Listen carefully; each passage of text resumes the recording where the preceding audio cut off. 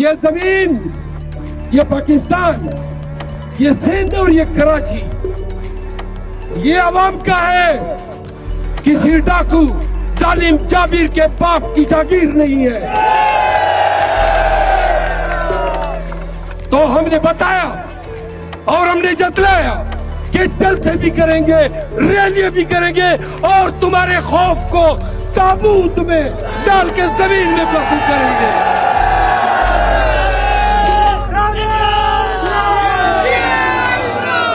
لوگ کہتے ہیں خوف ہے، پاکستانیوں یہ خوف نہیں ہے، یہ خوف نہیں ہے، یہ خوف سے بھی بدتر کیفیت ہے، اور اس کیفیت کو جس میں پوری قوم کو الجھایا گیا ہے، اس کو عرف عام میں نامرد دیتے ہیں، پوری قوم کو امپوٹنٹ بنا رہے ہیں۔ کیوں کر رہے ہو؟ کہ ایک زمین قاضی نے چھینی، ایک زمین ریاستی ادارے ہم سے چھین رہے، لیکن تو پاکستانیوں یہ ہم میں سرخاب کے پر نہیں لگے ہیں، گھروں میں جاؤ، پرچے ہوتے ہیں۔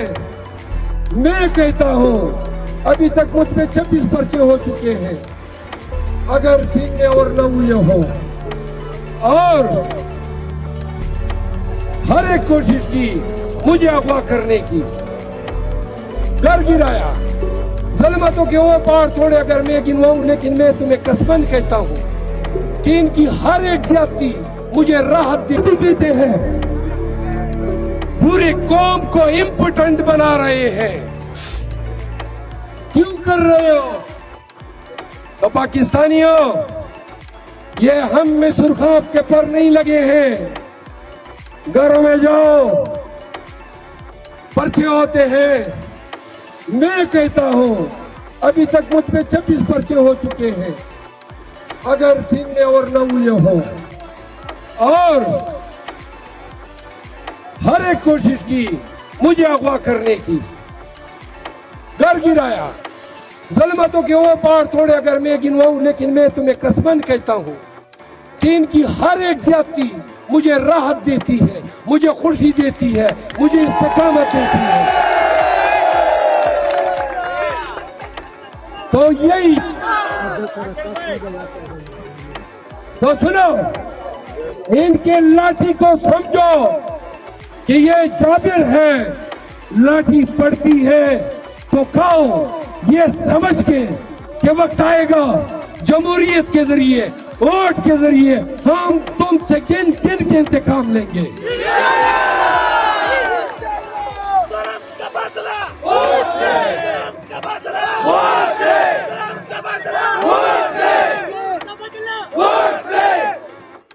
او بھائی بات سنو نا، تو نکلنے کے لیے ہمت کرنی ہوتی ہے۔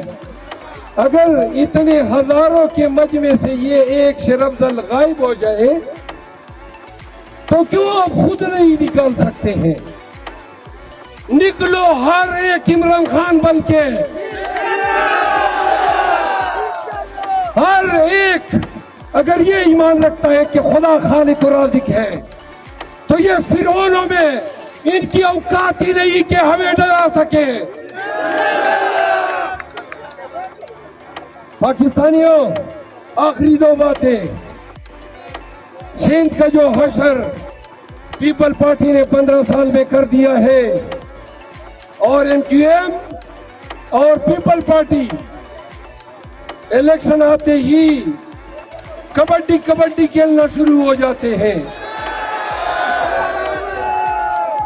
اور جو ہی الیکشن ہو جاتے ہیں تو پیار محبت کی پینگے پڑا کے ایک ہی حکومت بناتے ہیں۔ یہ ان کا اصلی حقیقی چہرہ ہے۔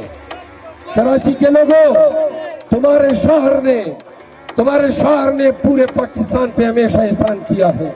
پورا پاکستان حقیقی معنوں میں کراچی کا باجگزار ہے۔ कराची ने हमेशा दिया है, कराची ने पूरे पाकिस्तान को पाला है, कराची ने कराची में आई हुई तमाम कौमियतों को पाला है। तो ऐ कराची के लोगों, आपकी बदनसीबी है कि 15 साल से सिंध में डाकू राज है। आपने देखा कोई शरीफ डाकू, कोई वर्दीपोश डाकू, कोई जरदारी डाकू और कोई कच्चे का डाकू।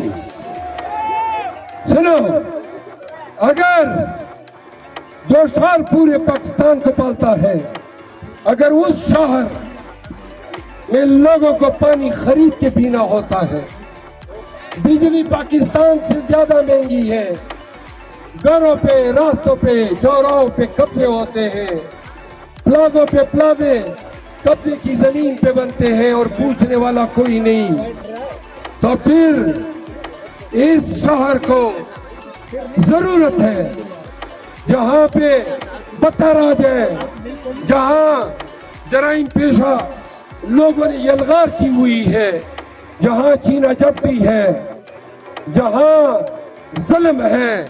अगर इस शहर को रोशनियों का शहर दोबारा बनाना है, कायद का शहर बनाना है, पाकिस्तान के शहरों की मेराज का शहर बनाना है, तो फिर आए हमारा साथ दें, कानून की हुक्मरानी का साथ दें,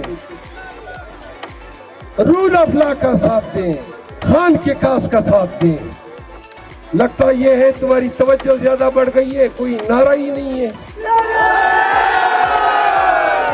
आपने पेशावर में क्यों इनेकाद किया? मैं पेशावर में करूं या चाकीवाड़ा में करूं?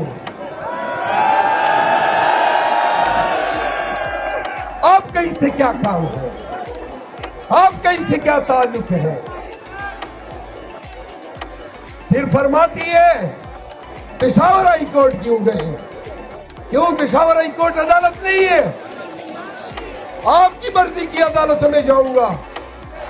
और आखिर में एक शर्मनाक फैसले के जरिए कहती है कि 10 करोड़ अवाम को ये जमहूरी हक हासिल नहीं है कि वो अपने मनपसंद पार्टी के निशान बेट पे मोहर लगाए।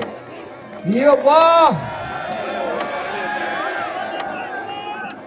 आपके इस इंसाफ के मयार पे क्या बात कहने हैं। कोसा साहब लेवल प्लेइंग फील्ड में पेश होते हैं तो काजी को बताते हैं कि हजरत, जिस केस को आप सुन रहे हैं, लेवल प्लेइंग फील्ड, आपने तो वो जमीन ही हमसे छीन ली। पाकिस्तानियों, सुप्रीम कोर्ट का ये बदबूदार, मुतासब और नवाज शरीफ को नवाजने का ये फैसला पाकिस्तान की अदालती तारीख में एक शर्मनाक बाब रकम कर चुका है। और मुंसिफों को सुन लेना चाहिए कि जब मुंसिफ अदालती मनसब को और अदालती इख्तियार को सियासी मसलहत और सियासी मकासद के लिए इस्तेमाल करने लगते हैं तो तकरीब नहीं, तज़हीक